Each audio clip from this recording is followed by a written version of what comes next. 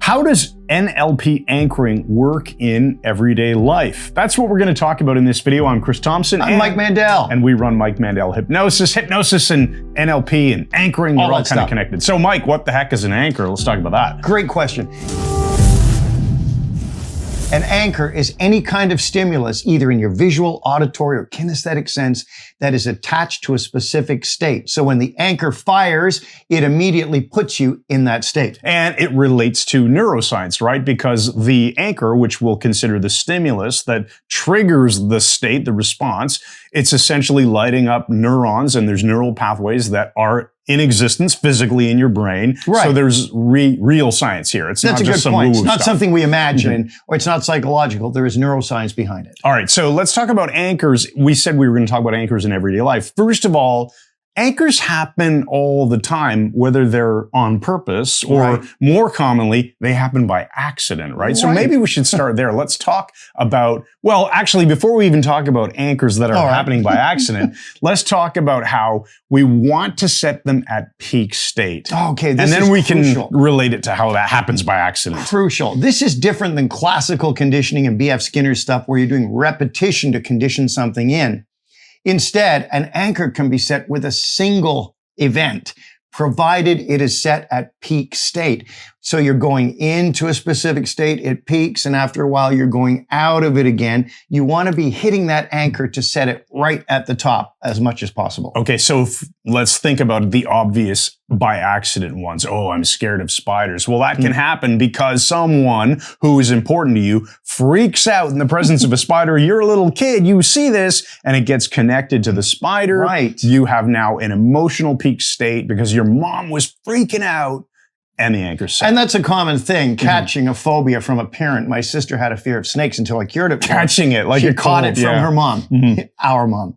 So let's talk about occurring automatically and just sort of organically. A classic anchor for me that just happened on its own is Christmas. Right. Christmas is a huge deal in my house, and I only have to hear the first Christmas music on the radio, start to smell, we're in Canada, start smelling pine boughs and looking at Christmas decorations and trees. And this state that is the Christmas feeling starts to come to the surface. And that probably wasn't set at peak state, but just repetition over the years. Lifetime. Yes. A lifetime of being a child, I was going to say. Pretty much, yes. I said you want to write that down. Yes, a lifetime exactly, of being a child. Okay, what about books? Okay, the books one, he knows this is a big one with me. All I have to do is find an old book in a used bookstore, old textbook, whatever, open it, and they say the express train of the brain is the olfactory sense, your sense of smell. And I open an old book and smell it, and immediately that musty, weird smell, I'm back at Earl Beatty Public School, because that's what our book smelled like then. All right, let's talk about one more. This is, again, an accidental, but should never have happened example, where you had a friend many years ago that was going through marriage counseling with his wife. What happened? What did the therapist do to screw them up? Well, they were fighting a lot and would storm out of the room and so on. Men typically break off conversation when they get stressed. It's an intuitive thing, so they don't have a heart attack. But they were having all kinds of problems. And this inept therapist actually told them, when you fight, hold hands, sit down, or look at each other in the eye and hold hands. That's the main.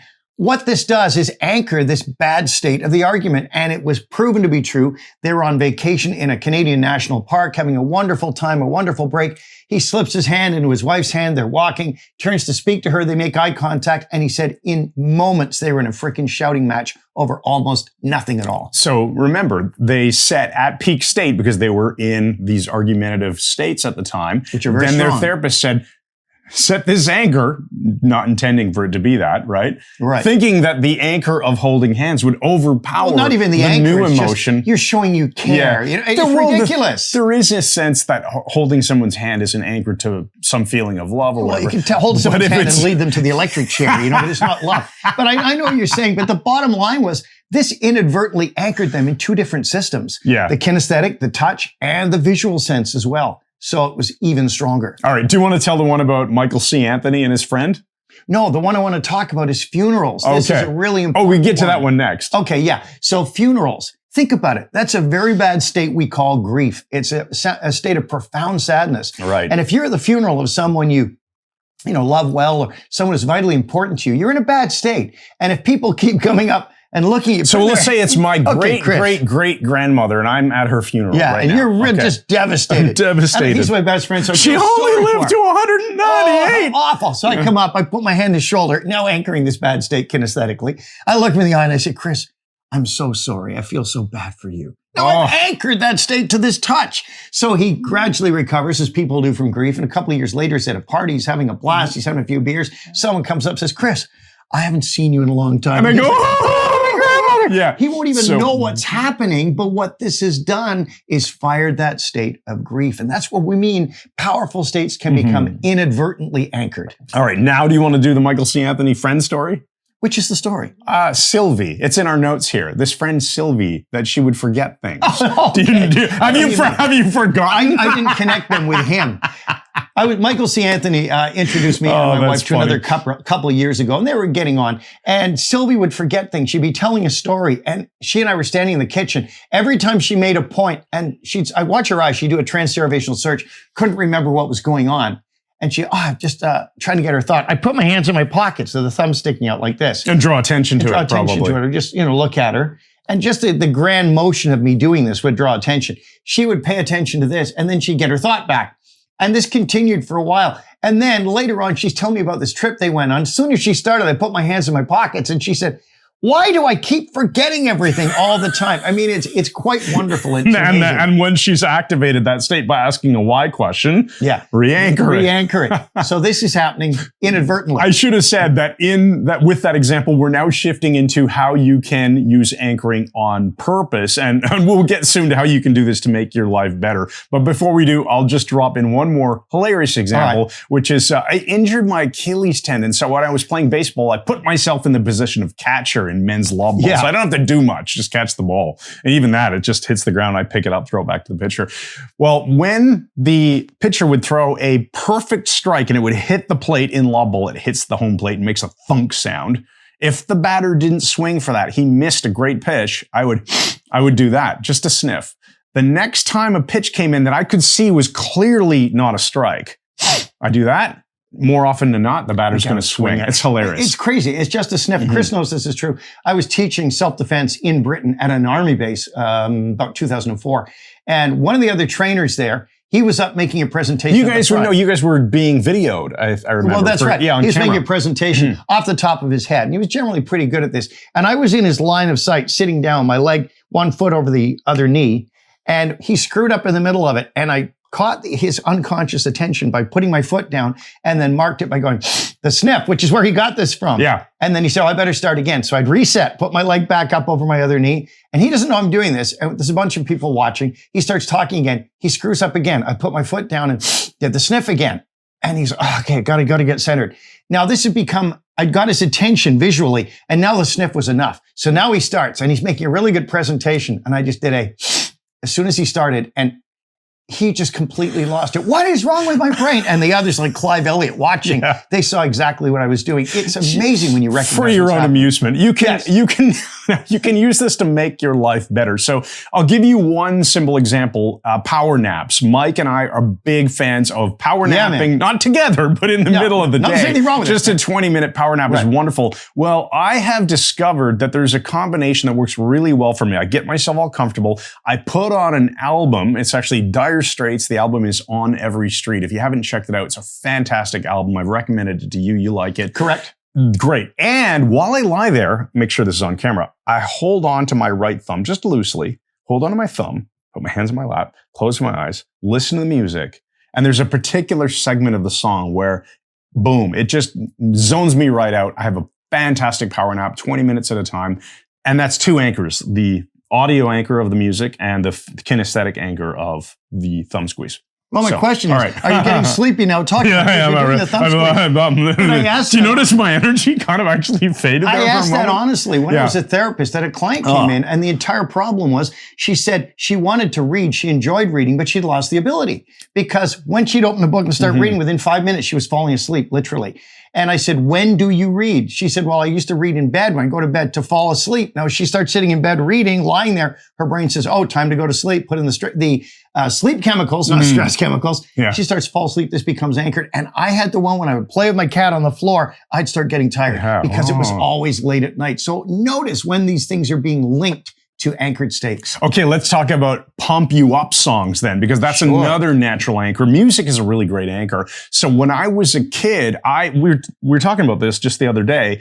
I had not seen the Rocky films yet, so I did not know the song "Eye of the Tiger." The Eye of the Tiger.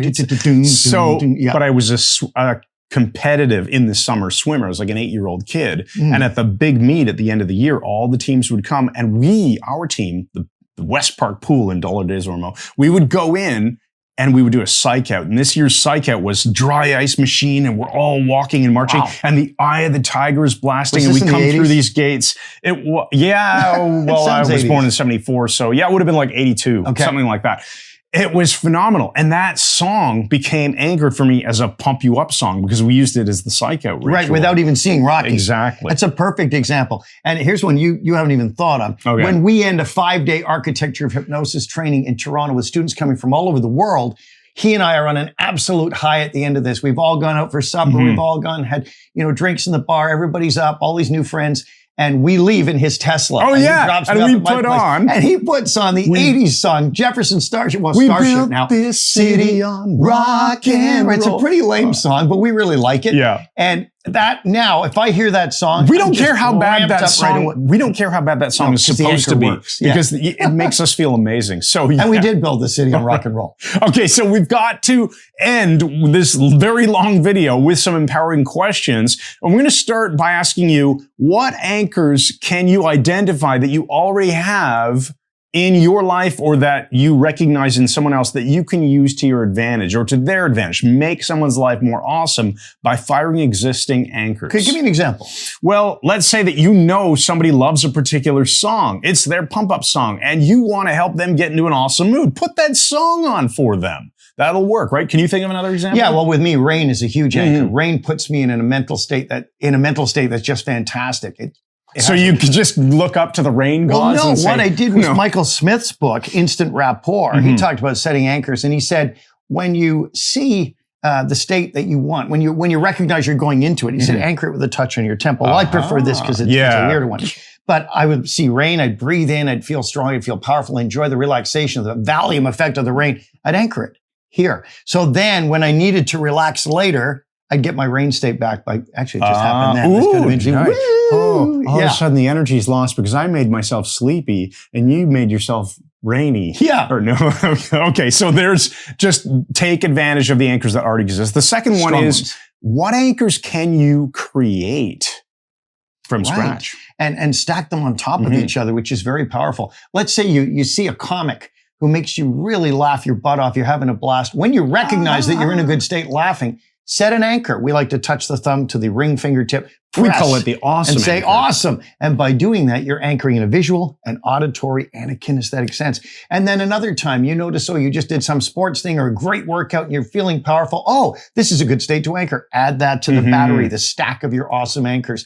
Then when you need them, you're down, you don't have much energy, you've got to do something of importance. Fire your awesome anchor for about 5 seconds. It'll put you right back in that amazing state. So simply put, think about a state that you want to be in more often, that you get in sometimes, anchor it when it happens, draw it back to consciousness. And keep your awesome anchor well charged up by keep restoring it, making it better. All right, that's it for this video. So Mike Mandel, Mandel Hypnosis. I'm Chris Thompson. If you'd like to check out more of what we have, you'll see a link in the description under this video where we've got our personal growth membership. It's an amazing collection of awesome stuff, including a course called the Personal Development Academy, which teaches a lot of this awesome stuff, how to build an amazing life. If you're more interested in the hypnosis side of things, you'll see a link for the Mike Mandel Hypnosis Academy. A lot of the stuff that we're talking about is kind of built into all of the hypnosis training. Join us. Isn't it? So we'll see you in the next video. Thanks again, and good night.